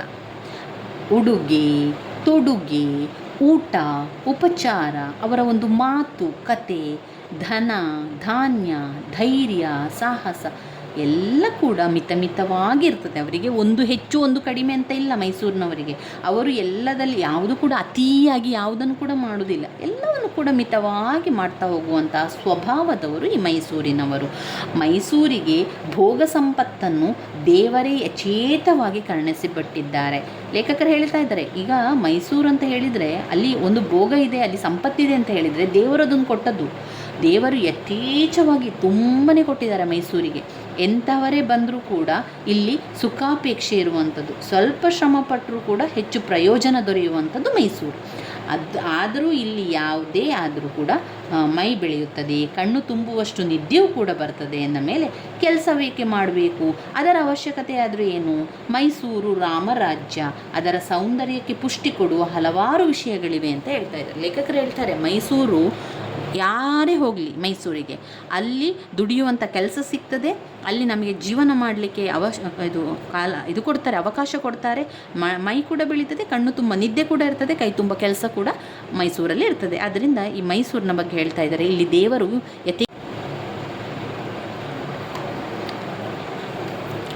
ಅವರು ಮೈಸೂರಿನ ಭೋಗದ ಸಂಪತ್ತು ದೇವರೇ ಯಚೇತವಾಗಿ ಕರುಣಿಸಿದ್ದಾರೆ ಅಂತ ಅವರು ಮೈಸೂರನ್ನು ಕೂಡ ವಿವರಿಸ್ತಾ ಇದ್ದಾರೆ. ಮೈಸೂರಿನ ಬಗ್ಗೆ ಹೇಳ್ತಾ, ಮೈಸೂರು ರಾಜಧಾನಿ, ಇಲ್ಲಿಯ ಉಪವನಗಳು, ರಾಜಬೀದಿಗಳು, ಸೌಧಗಳು, ಮೇಳ ತಾಳಗಳು, ಸಂಗೀತ, ಶಿಲ್ಪಕಲೆ, ಸೌಂದರ್ಯ, ಇಂತಹದೊಂದು ದೃಶ್ಯ ಬೇರೆ ಎಲ್ಲಿಯೂ ಕೂಡ ಇಲ್ಲ ಅಂತ ಲೇಖಕರ ಒಂದು ವಿವರಣೆ. ಇಲ್ಲಿ ಮಡಿವಾಳರು, ಆಯುಷ್ ಕರ್ಮ ಮಾಡುವವರು ಕಲೆಗಾರರೇ. ಎಲ್ಲೆಲ್ಲಿಯೂ ಸೌಂದರ್ಯದ ಉಪಾಸನೆ ಮೈಸೂರಿನಲ್ಲಿ ತುಂಬಿ ತುಳುಕ್ತದೆ. ಊರು ದೇಶ ಹೀಗಿದ್ದ ಮೇಲೆ ಅದಕ್ಕೆ ತಕ್ಕ ಹಾಗೆ ರುಮಾಲು ಇರಬೇಕಲ್ಲವೇ ಅಂತ ಲೇಖಕರು ಹೇಳ್ತಾ ಇದ್ದಾರೆ. ಅದಕ್ಕೆಂದೇ ಮೈಸೂರು ರುಮಾಲು ಅಷ್ಟೊಂದು ಸುಂದರ, ಮನೋಹರ. ದಕ್ಷಿಣದವರ ದಿಗಂಬರತೆಯೂ ಇಲ್ಲ, ಉತ್ತರದವರ ವಕ್ರತೆಯೂ ಇಲ್ಲ. ಮೈಸೂರು ರುಮಾಲು ಶುದ್ಧ ಸಂಪ್ರದಾಯ ಶೈಲಿಯದು. ಉತ್ತರದವರ ರುಮಾಲು ವಿಚಿತ್ರವಾಗಿರುತ್ತದೆ, ಕಾಗದದಂತೆ ಸೇದುವ ಹಗ್ಗದಿಂದ ಹೆಣೆದ ಮಂಕರಿಯಂತೆ, ನಾಟಕದ ವೇಷದಂತಿರುತ್ತದೆ. ಸಾಲದ್ದಕ್ಕೆ ಹಲವು ಬಣ್ಣಗಳು ಬೇರೆ, ಆದರೆ ಮೈಸೂರು ರುಮಾಲಿನ ಸೊಗಸೇ ಬೇರೆ. ಬಹು ಉದ್ದವಲ್ಲ, ಬಲು ಚಿಕ್ಕದಲ್ಲ, ಬೆಳ್ಳಗೆ ಬಳ್ಳಿಯ ಪರೆಯಂತೆ ಇರುತ್ತದೆ ಎಂದು ಲೇಖಕರು ವಿವರಿಸ್ತಾ ಇದ್ದಾರೆ. ಪ್ರೊಫೆಸರ್ ವಿ ಸೀತಾರಾಮಯ್ಯನವರು ಇಲ್ಲಿ ಎಲ್ಲ ಕೂಡ ಹೇಳ್ತಾ ಇರುವಂಥದ್ದು ನಾನಲ್ಲ, ಪ್ರೊಫೆಸರ್ ವಿ ಸೀತಾರಾಮಯ್ಯನವರ ವಿವರಣೆ. ಮೈಸೂರಿನ ರುಮಾಲಿನ ಬಗ್ಗೆ ಅವರು ಹೇಳ್ತಾ ಎಲ್ಲವನ್ನು ಕೂಡ ವಿವರಿಸ್ತಾ ಇದ್ದಾರೆ. ಈ ರುಮಾಲು ಬಹು ಉದ್ದವಿಲ್ಲ, ಬಲು ಚಿಕ್ಕದು ಕೂಡ ಇಲ್ಲ, ಬೆಳ್ಳಗೆ ಬಳ್ಳಿಯ ಪರೆಯಂತೆ ಇರ್ತದೆ. ಸಾತ್ವಿಕ ಸ್ವಭಾವದ್ದು, ತಲೆಗೆ ಅಲಂಕಾರ, ಮುಖಕ್ಕೆ ಕಾಂತಿ. ಯಾವ ಬಗೆಯ ಮೈ ಬಣ್ಣಕ್ಕಾಗಲಿ ಇದು ಹೊಂದಿಕೊಂಡು ಎಲ್ಲರ ಪ್ರೀತಿಗೂ ಮರ್ಯಾದೆಗೂ ಪಾತ್ರವಾಗ್ತದೆ. ಆದ್ದರಿಂದಲೇ ಅದಕ್ಕೂ ನಮಗೂ ಕೀರ್ತಿ. ಮೈಸೂರು ರುಮಾಲು ಶ್ರಮಪಟ್ಟು ಆಸೆಯಿಂದ ಬಯಸುವವರಿಗೆ ಮಾತ್ರ ಅದು ಒಲಿಯುತ್ತದೆ ಅಂತೆ. ಲೇಖಕರು ಹೇಳ್ತಾ ಇದ್ದಾರೆ, ನೋಡಿ, ಮೈಸೂರು ರುಮಾಲು ಎಲ್ಲರಿಗೂ ಒಲಿಯೋದಿಲ್ಲ. ಯಾರು ಅದನ್ನು ಆಸೆ ಪಟ್ಟು ಅದನ್ನು ಗೌರವಿಸ್ತಾರೋ, ಶ್ರಮ ಪಡ್ತಾರೋ ಅವರಿಗೆ ಮಾತ್ರ ಅದು ಒಲಿಯುತ್ತದೆ. ಅದಕ್ಕೆ ನಮ್ಮ ರುಮಾಲು ನಮ್ಮ ಜನರ ಶೀಲ ಸಂಸ್ಕಾರಕ್ಕೂ ಮನಸ್ಸಿನ ಶಿಕ್ಷಣಕ್ಕೂ ಬಹು ಅಮೂಲ್ಯವಾದ ಸಹಕಾರಿಯಾಗಿದೆ ಅಂತ ಹೇಳ್ತಾರೆ. ಮೈಸೂರು ರುಮಾಲು ರಸಿಕತೆ, ಈ ಮೂರು ಸಮಾನ ಧರ್ಮ ಸೂಚಕ ಅಂತ ಹೇಳ್ತಾರೆ. ಮೈಸೂರು ಮತ್ತು ರುಮಾಲು ಮತ್ತು ರಸಿಕತೆ. ರುಮಾಲನ್ನು ಚೆನ್ನಾಗಿ ಸುತ್ತುವುದು ಅಷ್ಟು ಸುಲಭದ ಕೆಲಸ ಅಲ್ಲ. ಅದಕ್ಕೆ ಒಂದು ಅಭ್ಯಾಸ ಮಾಡಬೇಕು, ಪೂರ್ವ ಸಿದ್ಧತೆಗಳು ಬೇಕಾಗ್ತದೆ. ಮೊದಲು ಹಲವಾರು ರುಮಾಲುಗಳ ರಚನೆಗಳನ್ನು ನೋಡಿರಬೇಕು, ಕಟ್ಟಿದ ರೀತಿಯನ್ನು ಅದನ್ನು ಕೂಡ ಸರಿಯಾಗಿ ನೋಡಿರಬೇಕು. ರುಮಾಲನ್ನು ಕಟ್ಟಿ ಕೈ ಪಳಗಿಸಿಕೊಂಡು ಅಭ್ಯಾಸ ಮಾಡಿಕೊಂಡಿರಬೇಕು. ರುಮಾಲನ್ನು ಅದರ ಯಾವ ರೀತಿ ಬರ್ತದೆ, ಅದರಲ್ಲಿ ಯಾವ ರೀತಿ ಜರಿ ಬರಬೇಕು, ಅದು ಯಾವ ರೀತಿಯ ಬಟ್ಟೆ ಆಗಿರಬೇಕು, ಅದನ್ನು ಕೂಡ ನಾವು ತಿಳ್ಕೊಳ್ಬೇಕು. ಅಷ್ಟೇ ಅಲ್ಲದೆ ಅಂಗಡಿಯಿಂದ ತಂದ ಮೇಲೆ ಮನೆಯ ಹೆಣ್ಣು ಮಗಳ ರೀತಿಯಲ್ಲಿ ಅದನ್ನು ಆಧರಿಸಿ ನೋಡಿಕೊಳ್ಬೇಕು. ಅದಕ್ಕೆ ಮರ್ಯಾದೆಯನ್ನು ಕೂಡ ಕೊಡಬೇಕು. ಆತ ಸರಿಯಾಗಿ ಒಗೆದರೆ ಸರಿ, ಕೆಡಿಸಿದನು ಬ್ರಹ್ಮನೂ ಬಂದು ಸರಿ ಮಾಡಲಾಗದು. ಇವೆಲ್ಲವೂ ಸರಿಯಾಗಿ ರುಮಾಲನ್ನು ಸರಿಯಾಗಿ ಸುತ್ತಬಲ್ಲವನು ಮೂರು ಲೋಕವನ್ನು ಗೆಲ್ಲಬಲ್ಲ. ಇಲ್ಲಿ ಲೇಖಕರು ಹೇಳ್ತಾ ಇದ್ದಾರೆ, ನೋಡಿ, ಈ ರುಮಾಲು ಯಾರಿಗೆ ಕಟ್ಟಲಿಕ್ಕೆ ಬರ್ತದೆ ಅಥವಾ ರುಮಾಲನ್ನು ಸರಿಯಾಗಿ ಯಾರು ಸುತ್ತಾರೆ ಅವರು ಲೋಕವನ್ನೇ ಗೆಲ್ತಾರೆ, ಪ್ರಪಂಚವನ್ನೇ ಕೂಡ ಒಲಿಸಬಲ್ಲಂತಹ ಶಕ್ತಿ ಅವರಿಗೆ ಇರ್ತದೆ. ಅದರಿಂದ ರುಮಾಲು ಕಟ್ಟಲಿಕ್ಕೆ ಗೊತ್ತಿದ್ದರೆ ಅವರು ಪ್ರಪಂಚವನ್ನೇ ಗೆದ್ದಷ್ಟು ಅಂತ ಅವ್ರು ಹೇಳ್ತಾ ಇದ್ದಾರೆ. ಸರಿಯಾಗಿ ಚೆನ್ನಾಗಿ ರುಮಾಲು ಕಟ್ಟುವುದಾದರೂ ಹೇಗೆ? ಅದಕ್ಕೆ ಉತ್ತರ ಅವರು ಮೌನವಾಗಿರ್ತಾರೆ. ಅವ್ರು ಹೇಳ್ತಾರೆ ಸರಿಯಾಗಿ ಚೆನ್ನಾಗಿ ರುಮಾಲು ಕಟ್ಟುವುದಂದರೆ ಹೇಗೆ ಅಂತ ಕೇಳಿದಾಗ ಅವ್ರು ಹೇಳ್ತಾರೆ, ರುಮಾಲನ್ನು ಸುತ್ತುವ ಸ್ವರೂಪವೇ ತೀರಾ ಗಂಭೀರ ಮತ್ತು ಗಹನವಾದುದು. ಆದರೂ ಒಂದೆರಡು ಮುಖ್ಯ ಅಂಶಗಳನ್ನು ಅವರು ಲೇಖಕರು ಹೇಳ್ತಾರೆ. ಮೊದಲನೆಯದಾಗಿ ಅವರು ಏನು ಹೇಳ್ತಾ ಇದ್ದಾರೆ ಅಂತ ಹೇಳಿದರೆ, ತಲೆಯ ಆಕಾರವನ್ನು ಗಮನಿಸಬೇಕು. ಒಬ್ಬೊಬ್ಬರ ತಲೆಯ ಆಕಾರ ಕೂಡ ಒಂದೊಂದು ರೀತಿಯಲ್ಲಿರ್ತದೆ. ಆ ಆಕಾರಕ್ಕೆ ತಕ್ಕಂತೆ ರುಮಾಲನ್ನು ಸುತ್ತಿಕೊಳ್ಬೇಕು. ಅದಕ್ಕೆ ಕಣ್ಣಿನಿಂದ ನೋಡಿ ಬುದ್ಧಿವಂತಿಕೆಯಿಂದ ಅದನ್ನು ಅರ್ಥ ಮಾಡಿಕೊಂಡು ತಲೆಗೆ ಬೇಕಾದ ರೀತಿಯ ರುಮಾಲನ್ನು ನಿರ್ಧರಿಸಿಕೊಂಡು ಮಾಡಬೇಕು. ಸುತ್ತಿಕೊಂಡು ಬಂದ ಮೇಲೆ ರುಮಾಲು ಸರಿ ಹೊಂದುತ್ತದೆಯೋ ಇಲ್ಲವೋ ಎಂದು ಹೇಳ್ಬೋದು. ಜಿಲೇಬಿಯ ಪಾಕ, ಪಕ್ವಾನ್ನದ ಪಾಕದ ರೀತಿಯಲ್ಲಿ ಇದಕ್ಕೂ ಒಂದು ಹದ ಅಂತ ಇರ್ತದೆ. ಈಗ ನಾವು ಬೇರೆ ಬೇರೆ ಅಡಿಗೆಯನ್ನು ಮಾಡ್ತೇವೆ, ಆ ಅಡಿಗೆಗೆ ಯಾವ ರೀತಿ ಪಾಕ ಬರಬೇಕು ಅದೇ ರೀತಿಯಲ್ಲಿ ಮೈಸೂರು ರುಮಾಲು ಕೂಡ ಕಟ್ಟಲಿಕ್ಕೆ ಅದಕ್ಕೂ ಒಂದು ಅದರದೇ ಪಾಕ ಅಂತ ಇರ್ತದೆ, ಹದ ಅಂತ ಇರ್ತದೆ. ಆ ಹದವನ್ನು ತಿಳಿದ ಮೇಲೆ ಅರ್ಥ ಮಾಡಿಕೊಳ್ಳಬೇಕೇ ಹೊರತು ಅದನ್ನು ಇದೇ ರೀತಿ ಅಂತ ಹೇಳಿಕೊಡ್ಲಿಕ್ಕೆ ಆಗುವುದಿಲ್ಲ ಅಂತ ಲೇಖಕರು ಹೇಳ್ತಾ ಇದ್ದಾರೆ. ಒಳ್ಳೆಯ ಕಾವ್ಯ ಸಿಕ್ಕಿದಾಗ ಹೇಗೆ ಅದನ್ನು ರಸವನ್ನು ಅನುಭವಿಸಲು ಸಾಧ್ಯವೋ ಹಾಗೆ ಒಳ್ಳೆಯ ರುಮಾಲು ಸಿಕ್ಕಿದ ನಂತರ ಅದನ್ನು ಕಟ್ಟಲಿಕ್ಕೆ ಸಾಧ್ಯ. ಈ ರುಮಾಲು ಅದರ ಅಂದ, ಚಂದ, ಶೋಭೆ, ಸೊಗಸುಗಳನ್ನು ಮೆಚ್ಚಿ ಗೌರವಿಸಬಹುದು. ಆದರೂ ಇದು ಒಟ್ಟಾರೆಯಾಗಿ ಅನುಭವವೇದ್ಯ ಕಲೆ ಅಂತಲೇ ಹೇಳ್ಬೋದು. ಅದಕ್ಕೆ ಒಂದು ಸಲ್ಲುವ ಗೌರವ ಇದೆಯಲ್ಲ, ಅದು ತುಂಬಾ ಮುಖ್ಯವಾದುದು ಅಂತ ಲೇಖಕರು ಉತ್ತರವನ್ನು ಕೊಡ್ತಾರೆ.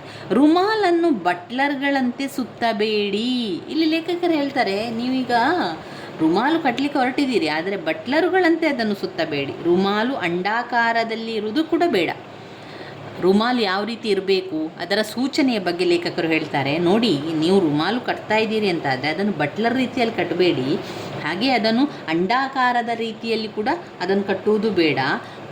ಕೂದಲಿನ ಗಂಟು ಚಿಕ್ಕದಾಗಿರಲಿ, ಹಾಗೆಯೇ ಬೋಳು ತಲೆಗೆ ಹೊರಗೆ ಕಾಣುವ, ಈಗ ಬೋಳ್ಮಂಡೆ ಇದೆ ಅಂತ ಆದರೆ ಅದು ಹೊರಗೆ ಕಾಣುವ ರೀತಿಯಲ್ಲಿ ಬೇಡ, ಅದು ಕಾಣುವುದು ಬೇಡ.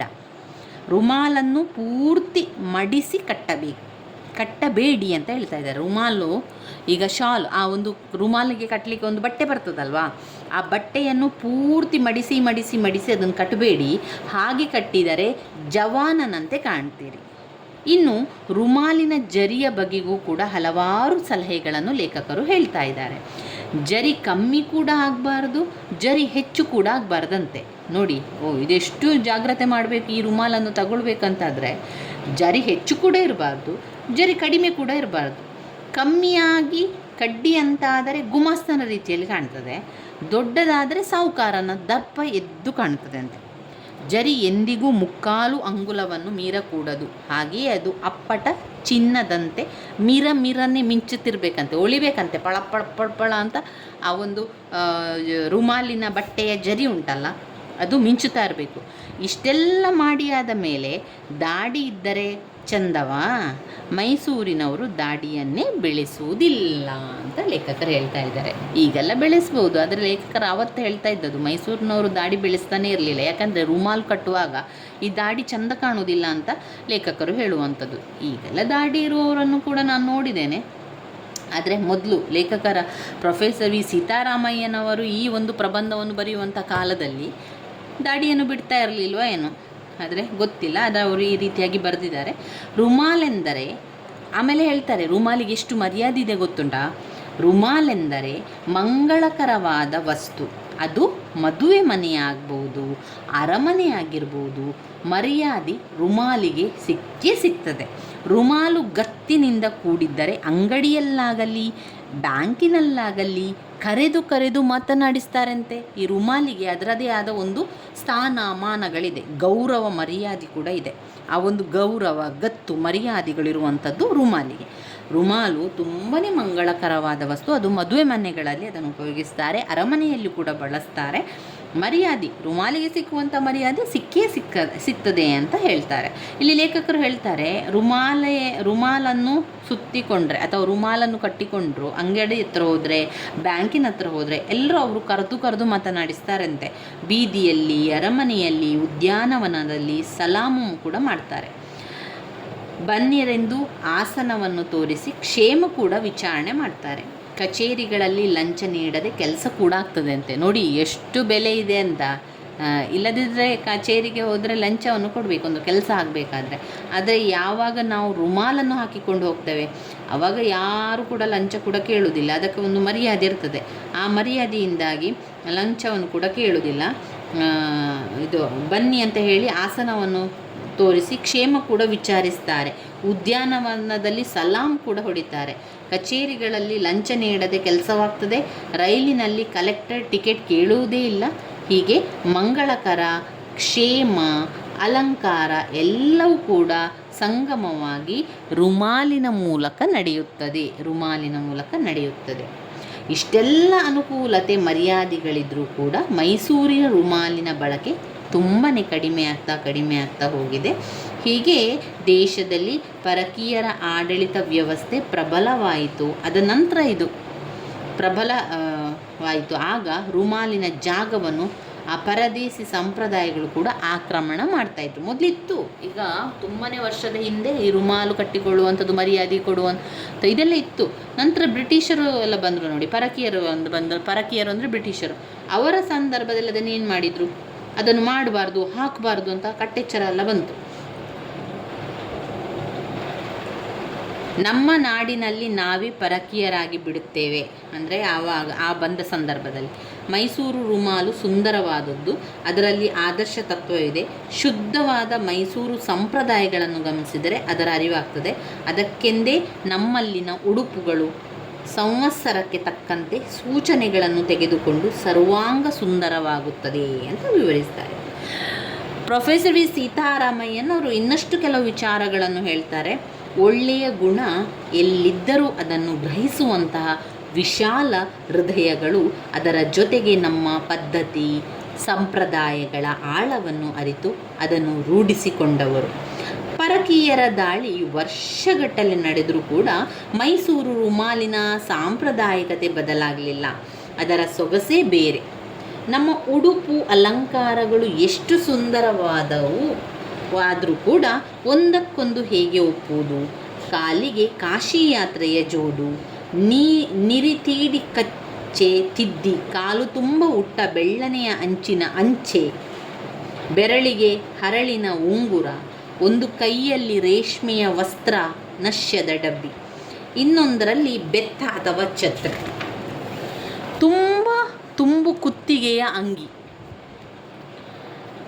ಕಂಕುಳು ದೂರಿ ಭುಜವೇರಿ ಹಿಂದೆ ಮುಂದೆ ಮರ್ಯಾದೆಯಿಂದ ಈ ಸಾಡುವ ಉತ್ತರಿ, ಕಿವಿಯ ಕಡುಕು, ತಿರುವು ಮೀಸೆ, ಹಣೆಗೆ ಅಕ್ಷತೆ, ಕೋರು ರುಮಾಲು, ದೇವೇಂದ್ರನಿಗೆ ಕಳೆಕೊಡಬಲ್ಲವುಗಳು.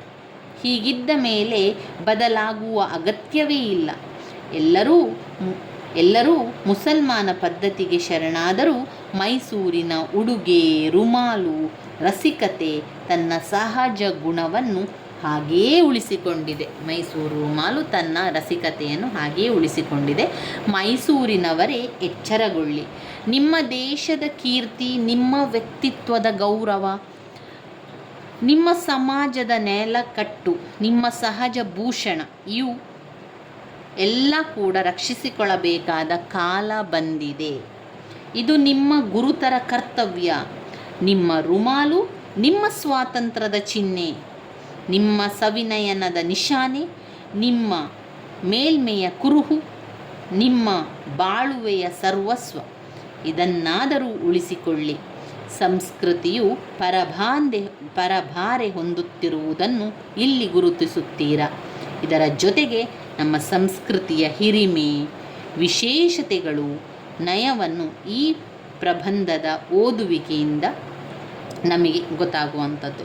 ಅವರು ಸಂಪೂರ್ಣವಾಗಿ ಮೈಸೂರಿನ ಬಗ್ಗೆ, ಮೈಸೂರಿನ ರುಮಾಲಿನ ಬಗ್ಗೆ ವರ್ಣಿಸ್ತಾ ಮೈಸೂರಿನ ಜನರು ಯಾವ ರೀತಿ ಇದ್ದಾರೆ ಅಂತ ಕೂಡ ಅವರು ಈ ಒಂದು ಪ್ರಬಂಧದಲ್ಲಿ ಹೇಳ್ತಾ ಹೋಗ್ತಾರೆ.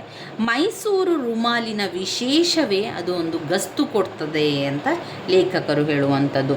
ಅದು ಮಾಡಬಲ್ಲ ಅವಮಾನಗಳು ಕೂಡ ಸಾಧಾರಣವಲ್ಲ. ಒಂದು ವೇಳೆ ನಾವು ಅದನ್ನು ಸರಿಯಾಗಿ ಕಟ್ಟಿಕೊಳ್ಳಿಲ್ಲ ಅಂತಾದರೆ ಈ ರುಮಾಲಿನಿಂದಾಗಿ ನಾವು ಅವಮಾನವನ್ನು ಕೂಡ ಪಡಬೇಕಾಗ್ತದೆ. ಅದು ಕೂಡ ಆ ಒಂದು ಅವಮಾನ ಕೂಡ ಸಾಧಾರಣವಾದುದಲ್ಲ. ಅದೇನು ಮಾಡ್ತದೆ, ಮೈಸೂರು ರುಮಾಲು ಸಮಯ, ಸಂದರ್ಭ, ಉತ್ಸವ ಮುಂತಾದಂತಹ ಸಮಯದಲ್ಲಿ ಬೇಕೆಂದೇ ಅದು ಕೆಟ್ಟು ಹೋಗ್ತದೆ. ಇನ್ನು ಇತರ ವಿಶೇಷ ಸಂದರ್ಭಗಳಲ್ಲಿ, ಈಗ ರೈಲಿಗೆ ಹತ್ತುವಾಗ ಇರ್ಬೋದು, ಕಚೇರಿಗೆ ಹೋಗಲಿಕ್ಕೆ ಸಮಯ ಆಯಿತು ಅಂತಾಗ ಇರ್ಬೋದು, ಸಾಹೇಬರನ್ನು ನೋಡುವ ಸಮಯ ಆಗಿರ್ಬೋದು. ಈ ರೀತಿಯ ಸಂದರ್ಭದಲ್ಲಿ ಅದೇನು ಮಾಡ್ತದೆ, ನಾವು ರುಮಾಲಿಗೆ ಆಲಸ್ಯ ತೋರಿಸಿದರೆ ಅದು ಆ ಸಮಯದಲ್ಲಿ ಮೆಲ್ಲನೆ ಬಿಚ್ಚಿ ನಮಗೆ ಭಯವನ್ನು ಹುಟ್ಟಿಸ್ತದೆ, ಅವಮಾನ ಮಾಡ್ತದೆ, ಗಸ್ತು ಕೊಡ್ತದೆ. ಮೈಸೂರು ಒಂದು ರಾಮರಾಜ್ಯ, ಅದೊಂದು ಭೋಗರಾಜ್ಯ. ಮೈಸೂರು ಒಂದು ಶೃಂಗಾರ ರಾಜ್ಯ. ಮೈಸೂರಿನ ಭೋಗ ಸಂಪತ್ತನ್ನು ಇಲ್ಲಿ ಲೇಖಕರು ಚಂದವಾಗಿ ವಿವರಿಸ್ತಾ ಇದ್ದಾರೆ. ಅಲ್ಲಿನ ಚೆಲುವು ಬೆಡಗುಗಳ ಧಾನ್ಯ, ಹದವಾದ ವಾಯುಗುಣ, ಶ್ರೀಗಂಧದ ಸೌಗಂಧ, ಮಲ್ಲಿಗೆ ಹೂ, ವೀಳ್ಯದೆಳೆ, ಬದನೆಕಾಯಿಗಳ ಪರಿಮಳದ ಸವಿ, ಸುಖಾಪೇಕ್ಷೆ, ಕಣ್ತುಂಬ ನಿದ್ದೆ ಎಲ್ಲವೂ ಕೂಡ ಸಹಜವಾಗಿ ದೊರೆಯುತ್ತದೆ. ಇದನ್ನರಿತೆ ಜನ ಇಲ್ಲಿಗೆ ಬಂದು, ಮೈಸೂರಿಗೆ ಬಂದು ಜನ ನೆಲೆಸ್ತಾ ಇದ್ದಾರೆ ಅಂತಾದರೆ ಅವರಿಗೆ ಗೊತ್ತಿದೆ ಅದೊಂದು ಎಷ್ಟು ಅದ್ಭುತವಾದ ರಾಜ್ಯ, ಎಷ್ಟು ಅದ್ಭುತವಾದ ಒಂದು ಜಾಗ, ಶೃಂಗಾರ ರಾಜ್ಯ, ಭೋಗ ಸಂಪತ್ತಿನ ರಾಜ್ಯ ಅಂತ ಜನರಿಗೆ ಗೊತ್ತಿದೆ. ಆದ್ದರಿಂದಲೇ ಜನರು ಇಲ್ಲಿಗೆ ಬಂದು ನೆಲೆಸ್ತಾ ಇದ್ದಾರೆ. ಮೈಸೂರು ರುಮಾಲನ್ನು ಕಟ್ಟುವಾಗ ನಾವು ಕೆಲವೊಂದು ಸಲಹೆಗಳನ್ನು ಪಾಲಿಸಲೇಬೇಕು, ಸೂಚನೆಗಳನ್ನು ಪಾಲಿಸಬೇಕು ಅಂತ ಇಲ್ಲಿ ಲೇಖಕರಾದ ಪ್ರೊಫೆಸರ್ ವಿ ಸೀತಾರಾಮಯ್ಯನವರು ಹೇಳ್ತಾ ಹೋಗ್ತಾರೆ. ಬಟ್ಲರುಗಳಂತೆ ರುಮಾಲನ್ನು ಕಟ್ಟಬೇಡಿ, ರುಮಾಲಿಗೆ ಅಂಡಾಕಾರ ಬಾರದಂತೆ ಅದನ್ನು ನೋಡಿಕೊಳ್ಳಬೇಕು. ರುಮಾಲಿನೊಳಗೆ ಸೇರಿರುವ ಕೂದಲು ಗಂಟು ಹೆಚ್ಚಾಗದೇ ಇರುವಂತೆ ಹಾಕಬೇಕು. ಹಾಗೆಂದು ಬೋಳು ತಲೆ ಹೊರಗೆ ಕಾಣುವ ರೀತಿಯಲ್ಲಿ ರುಮಾಲನ್ನು ಕಟ್ಟಬೇಡಿ ಅಂತ ಹೇಳ್ತಾರೆ. ಹೊರಗೆ ಕಾಣದಂತೆ ವ್ಯವಸ್ಥೆಯನ್ನು ಮಾಡಿಕೊಳ್ಬೇಕು. ರುಮಾಲಿನ ಜರಿ ಹೆಚ್ಚು ಕೂಡ ಆಗಬಾರ್ದು, ಕಡಿಮೆ ಕೂಡ ಆಗಬಾರ್ದು. ಗುಮಾಸ್ತರ್ ಹೆಚ್ಚಾದರೆ, ಕಡಿಮೆ ಆದರೆ ಗುಮಾಸ್ತನಂತೆ ಕಾಣ್ತೀರಾ, ಹೆಚ್ಚಾದರೆ ಸಾಹುಕಾರಂತೆ ಕಾಣ್ತೀರಾ ಅಂತ ಇಲ್ಲಿ ಲೇಖಕರು ಹೇಳ್ತಾ ಇದ್ದಾರೆ. ಅಷ್ಟೇ ಅಲ್ಲದೆ ಕೊನೆಯದಾಗಿ ಅವರು ಹೇಳ್ತಾರೆ, ಮೈಸೂರು ರುಮಾಲು ಕಟ್ಟಿರುವವರಿಗೆ ಎಲ್ಲರೂ ಕೂಡ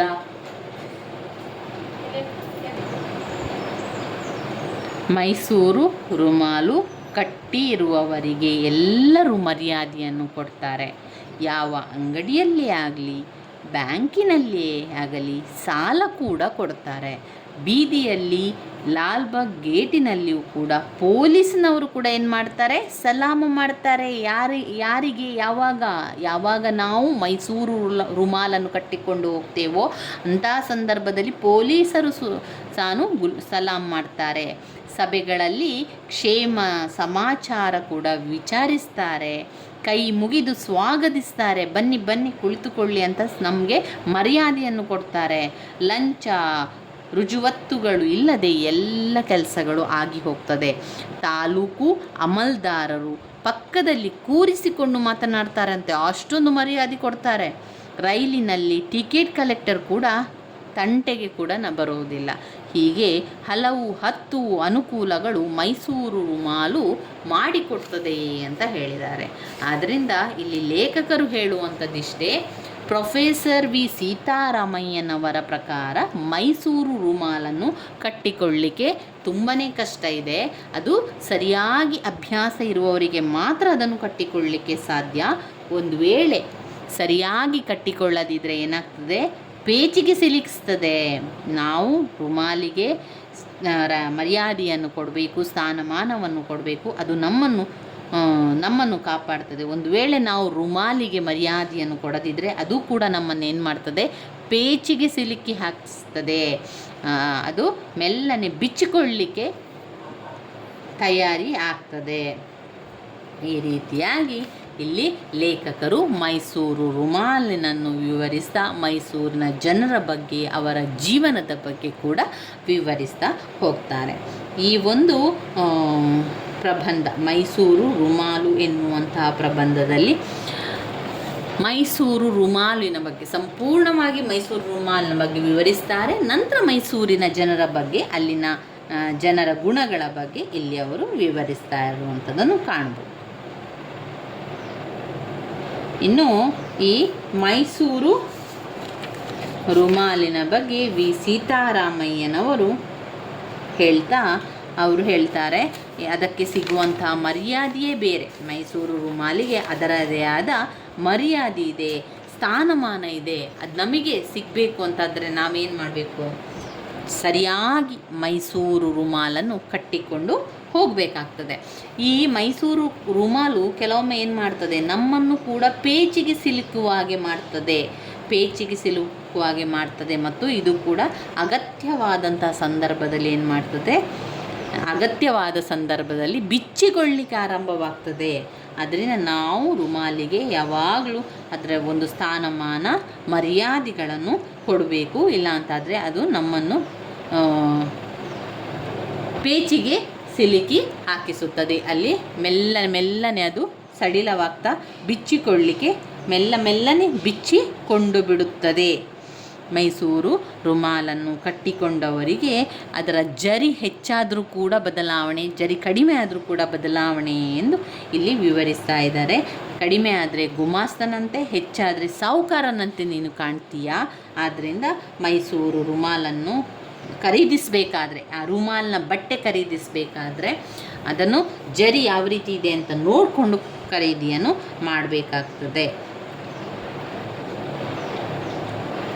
ರುಮಾಲು ಮತ್ತು ಪೇಟ ಎರಡೂ ಕೂಡ ಒಂದೇ ಆಗಿರ್ತದೆ. ಒಂದೊಂದು ಕಡೆಗಳಲ್ಲಿ ಒಂದೊಂದು ರೀತಿ ಹೇಳುವಂಥದ್ದು. ರುಮಾಲು, ಪೇಟ, ತೊಪ್ಪಿ, ಮುಂಡಾಸು ಈ ರೀತಿಯಾಗಿ ಎಲ್ಲ ಮೈಸೂರು ರುಮಾಲಿನ ಬಗ್ಗೆ ವಿವರಿಸ್ತಾ ಹೋಗ್ತಾರೆ. ಅದೇ ಮೈಸೂರು ರುಮಾಲಿನ ಮುಖ್ಯ ಲಕ್ಷಣ ಆಗಿರುತ್ತದೆ. ರುಮಾಲು ಸರಿಯಾಗಬೇಕೆಂದರೆ ಅದನ್ನು ಅನುಸರಿಸಬೇಕಾದವರು ನಾವೇ ಹೊರತು ಅದು ರುಮಾಲಲ್ಲ. ಏನಾದರೂ ಸಣ್ಣ ಪುಟ್ಟ ದೋಷಗಳಿದ್ದರೆ ಅಥವಾ ಸಣ್ಣ ಪುಟ್ಟ ಬದಲಾವಣೆಗಳಾದರೆ ನಾವೇ ಆ ಬದಲಾವಣೆಗಳನ್ನು ಸರಿ ಮಾಡಿಕೊಳ್ಬೇಕು. ನಮ್ಮ ತಲೆಯ ಆಕಾರದ ರೀತಿಯಲ್ಲಿ ಅದನ್ನು ಜೋಡಣೆ ಮಾಡಬೇಕು ಹೊರತು ನಮ್ಮ ಆ ರುಮಾಲಿನ ಮೇಲೆ ಕೋಪವನ್ನು ತೀರಿಸುವಂಥದ್ದಲ್ಲ ಅಥವಾ ಅದರ ಮೇಲೆ ಪೌರುಷವನ್ನು ತೋರಿಸುವಂಥದ್ದು ಅಲ್ಲ ಅಂತ ಹೇಳ್ತಾ ಇದ್ದಾರೆ. ಒಟ್ಟಿನಲ್ಲಿ ಮೈಸೂರು ರುಮಾಲು ಬಗ್ಗೆ ಲೇಖಕರು ಹೇಳ್ತಾ ಇಲ್ಲಿ ಮೈಸೂರಿನ ಬಗ್ಗೆ ಕೂಡ ಹೊಗಳ್ತಾ ಹೋಗ್ತಾರೆ. ಶೃಂಗಾರ ರಾಜ್ಯ, ಭೋಗ ರಾಜ್ಯ. ಅಲ್ಲಿ ಮೈಸೂರನ್ನು ವಿವರಿಸುವಾಗ ಇವಿಷ್ಟು ವಿಚಾರವನ್ನು ಬರೀರಿ. ಮೈಸೂರು ರಾಮರಾಜ್ಯ, ಮೈಸೂರು ಭೋಗರಾಜ್ಯ, ಮೈಸೂರು ಭೋಗ ಸಂಪತ್ತಿನನ್ನು ಕೊಂಡಿರುವ ಶೃಂಗಾರ ರಾಜ್ಯ, ಭೋಗರಾಜ್ಯ, ರಾಮರಾಜ್ಯ. ಅಲ್ಲಿನ ಚೆಲುವು ಬೆಡಗುಗಳ ಧ್ಯಾನ, ಹದವಾದ ವಾಯುಗುಣ ಅವರಿಗೆ ತುಂಬನೇ ಖುಷಿ ಕೊಟ್ಟಿರುವಂಥದ್ದು. ಪ್ರೊಫೆಸರ್ ವಿ ಸೀತಾರಾಮಯ್ಯನವರು ಮೈಸೂರಿನ ಬಗ್ಗೆ ಕೂಡ ಇಲ್ಲಿ ಹೊಗಳ್ತಾ ಇದ್ದಾರೆ. ಈ ಮೈಸೂರು ರುಮಾಲನ್ನು ಕಷ್ಟಪಟ್ಟು ಕಟ್ಟಬೇಕಾಗ್ತದೆ, ಅದಕ್ಕೆ ಅಭ್ಯಾಸ ಮಾಡಬೇಕಾಗ್ತದೆ. ಸರಿಯಾಗಿ ಅಭ್ಯಾಸ ಇದ್ದವರಿಗೆ ಮಾತ್ರ ಕಟ್ಟಲಿಕ್ಕೆ ಸಾಧ್ಯ. ಒಂದು ವೇಳೆ ಸರಿಯಾಗಿ ಅಭ್ಯಾಸ ಇಲ್ಲ ಅಂತಾದರೆ ಅದು ಬಿದ್ದು ಹೋಗ್ತದೆ, ಅದು ಹಾಳಾಗ್ತದೆ ಎನ್ನುವಂಥದ್ದು. ಮೈಸೂರು ರುಮಾಲು ರಸಿಕತೆ. ಒಂದು ಮೈಸೂರು, ಎರಡು ರುಮಾಲು ಮತ್ತು ರಸಿಕತೆ, ಈ ಮೂರು ಅಂಶಗಳು ಕೂಡ ಒಳಗೊಂಡಿದೆ ಅಂತ ಹೇಳ್ತಾರೆ. ರುಮಾಲು ಕಟ್ಟುವ ಬಗೆಯನ್ನು ಯಾರಿಗೂ ಕೂಡ ತಿಳಿಸಿಕೊಡಲಿಕ್ಕೆ ಸಾಧ್ಯ ಇಲ್ಲ, ಅದು ಸ್ವ ಅನುಭವದಿಂದಲೇ ಬರಬೇಕು ಅಂತ ಹೇಳ್ತಾ ಇದ್ದಾರೆ. ಮಂಗಳಕರವಾದಂತಹ ಸಂದರ್ಭದಲ್ಲಿ ನಾವು ಮಂಗಳಕರವಾದಂತಹ ಸಂದರ್ಭದಲ್ಲಿ ಮಂಗಳ ಮರ್ಯಾದೆಗಳು ಸಿಗ್ತದೆ. ಮಂಗಳ ಮರ್ಯಾದೆ ಇರುವಂಥ ಸಂದರ್ಭಗಳಲ್ಲಿ ಮೈಸೂರು ರುಮಾಲನ್ನು ಕಟ್ಟಿಕೊಂಡು ಹೋಗುವುದು ತುಂಬಾ ಒಳ್ಳೆಯದು. ಈ ರುಮಾಲು ಅಂತ ಹೇಳಿದರೆ ಅದು ಮಂಗಳ ಮರ್ಯಾದೆಯ ಸಂಕೇತ. ಮಂಗಳ ಮರ್ಯಾದೆ ಎರಡನ್ನೂ ತಂದುಕೊಡುವಂಥದ್ದು. ಪರಕೀಯರ ಪ್ರಭಾವದಿಂದಾಗಿ ಈ ನಡುವೆ ಮೈಸೂರು ರುಮಾಲನ್ನು ಧರಿಸುವವರ ಪ್ರಮಾಣ ಕಡಿಮೆಯಾಗ್ತಾನೇ ಇದೆ ಅಂತ ಲೇಖಕರು ಅಭಿಪ್ರಾಯ ಪಡ್ತಾ ಇದ್ದಾರೆ. ಅದರಿಂದ ಒಟ್ಟಿನಲ್ಲಿ ಮೈಸೂರು ರುಮಾಲು ವಿಶೇಷ ಗಸ್ತನ್ನು ಕೊಡ್ತದೆ. ಅದರದೇ ಆದ ಒಂದು ಸ್ಥಾನಮಾನ ಇದೆ. ಅದಕ್ಕೆ ಯಾವುದೇ ರೀತಿಯ ಅವಮಾನವನ್ನು ಮಾಡಬಾರದು. ಮೈಸೂರು ರುಮಾಲಿಗೆ ಅವಮಾನ ಮಾಡಬಾರ್ದು. ಅದು ಸಾಧಾರಣವಾದುದಲ್ಲ. ಸಮಯ, ಸಂದರ್ಭ, ಉತ್ಸವ ಕಾಲದಲ್ಲಿ ಸಂದರ್ಭಗಳನ್ನೆಲ್ಲ ನೋಡಿಕೊಂಡು ಅದು ಕೆಟ್ಟು ಹೋಗುವುದೇ ಅದರ ವಿಶೇಷ. ಅಂಥ ಸಂದರ್ಭದಲ್ಲಿ ಈಗ ನಾವು ಮೈಸೂರು ರುಮಾಲಿಗೆ ಗೌರವ ಮರ್ಯಾದೆಯನ್ನು ಕೊಡಬೇಕು. ಒಂದು ವೇಳೆ ನೀವು ಗೌರವ ಮರ್ಯಾದೆಯನ್ನು ಕೊಡಲಿಲ್ಲ ಅಂತಾದರೆ ನೀವು ಮೈಸೂರು ರುಮಾಲನ್ನು ಕಟ್ಟಿಕೊಳ್ಳುವಂಥ ಸಂದರ್ಭದಲ್ಲಿ ಅದು ಏನು ಯೋಚನೆ ಮಾಡಿರ್ತದೆ ಅಂತ ಹೇಳಿದರೆ, ನನಗೆ ಇದು ಮರ್ಯಾದೆ, ಇವರು ಯಾವುದೇ ರೀತಿಯ ಮರ್ಯಾದೆಯನ್ನು ಕೊಡಲಿಲ್ಲ, ಗೌರವವನ್ನು ಕೊಡಲಿಲ್ಲ, ನಾನು ಯಾಕೆ ಕೊಡಬೇಕು ಅಂತ ಯೋಚನೆ ಮಾಡಿಕೊಂಡು ಅದು ಕೂಡ ಸಮಯವನ್ನು ಸಾಧಿಸ್ತಾ ಇರ್ತದೆ. ಅಂತಹ ಸಂದರ್ಭದಲ್ಲಿ ಇದು ಏನು ಮಾಡ್ತದೆ, ಅದು ಮೈಸೂರು ರುಮಾಲು ಆವಾಗ ಅದು ಬುದ್ಧಿ ಕಲಿಸುವಂಥದ್ದು, ಅಥವಾ ಆ ಸಂದರ್ಭದಲ್ಲಿ ಕೆಟ್ಟು ಹೋಗಿ ನಮಗೆ ಸರಿಯಾಗಿ ವಿಷಯ ಗೊತ್ತಾಗುವಂಥದ್ದು.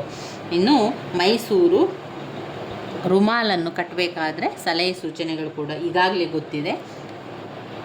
ಒಟ್ಟಾರೆಯಾಗಿ ನೀವು ಮೈಸೂರು ರುಮಾಲನ್ನು ಕಟ್ಟಬೇಡಿ. ಹೇಗೆಗೋ ಕಟ್ಟಿದರೆ ಅದು ಏನೇನೋ ಕಾರಣ ಆಗ್ತದೆ. ಅದರಿಂದ ರುಮಾಲಿಗೆ ಅಂಡಾಕಾರ ಬಾರದಂತೆ ಅದನ್ನು ನೋಡಿಕೊಳ್ಬೇಕು. ಅಂಡಾಕಾರ ಬಾರದಂತೆ ನೋಡಿಕೊಳ್ಳಬೇಕು. ಹಾಗೆಯೇ ಈಗ ರುಮಾಲನ್ನು ಕಟ್ತೇವೆ ಅಲ್ವಾ, ತಲೆ ಕೂದಲೆಲ್ಲ ಗಂಟಾಗಿ ನೋವಾಗುವಂತೆ ಗಟ್ಟಿಯಾಗಿ ಕಟ್ಟಬಾರ್ದು. ಈ ರುಮಾಲು ಕಟ್ಟಿದ ನಂತರ ಕಟ್ಟುವಾಗ ಇದೆಯಲ್ಲ, ಕೂದಲು ಹೊರಗೆ ಬರುವಾಗೆಲ್ಲ ಕಟ್ಟಬೇಡಿ. ಹಾಗೆ ಬೋಳು ಮಂಡೆಯನ್ನು ಸರಿಯಾಗಿ ಅದರೊಳಗೆ ಕೂತ್ಕೊಳ್ಳಿಸಬೇಕು. ಅದು ಹೊರಗೆ ಕಾಣುವ ರೀತಿಯಲ್ಲಿ ರುಮಾಲನ್ನು ಹಾಕಬಾರ್ದು. ಇವಿಷ್ಟು ವಿಚಾರ ನಿಮಗೆ ಸರಿಯಾಗಿ ಗೊತ್ತಿರಲಿ. ಮೈಸೂರು ರುಮಾಲು ಎನ್ನುವಂತಹ ಪ್ರಬಂಧ ಇನ್ನಿತರ ವಿಷಯ ಕಲಿಬೇಕಾದರೂ ಕೂಡ ಬಂದಿರ್ತದೆ.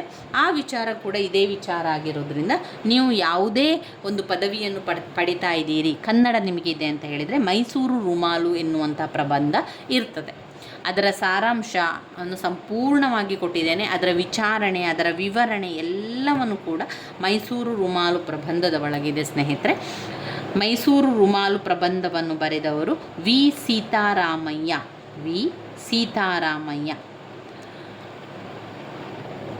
ಯಾರೆಲ್ಲ KSOU ನಲ್ಲಿ ವಿದ್ಯಾಭ್ಯಾಸವನ್ನು ಮಾಡ್ತಿದ್ದಿರೋ, ಪ್ರಥಮ BA BComನವರಿಗೆ ಇರುವಂತಹ ಕನ್ನಡ, ಪ್ರಥಮ BA ಇರ್ಬೋದು, BCom ಇರ್ಬೋದು, BBA ಇರ್ಬೋದು, ಕನ್ನಡ ಭಾಷೆಯಾಗಿ ಇವುಗಳು ಇರುವಂಥದ್ದು ಪ್ರಬಂಧದಲ್ಲಿ ನಾವು ಮೊದಲಾಗಿ ನೋಡಿಕೊಂಡಿರುವಂಥದ್ದು ಮೈಸೂರು ರುಮಾಲು.